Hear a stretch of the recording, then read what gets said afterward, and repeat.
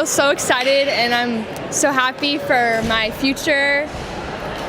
I'm looking forward to playing soccer and meeting new friends and getting to study something that I'm looking forward to studying. I mean, I feel great. I don't know what I'm thinking right now, just a rush of emotions. It was a long process. I'm just so happy to be done with all of it, and I'm so proud of myself, and I don't know what to say. There's so many great feelings. I'm looking forward to serving my country and also looking forward to run track at the Division I level, which has always been my dream since I was a child, and then being able to go into my future career when I become a naval aviator. It was honestly, I was really nervous, but when I came out here, I was like, dang, like it's really like so surreal, like it actually happened, and I'm just so happy I finally signed. So yeah, I mainly know a lot of the girls there, so it'll be fun.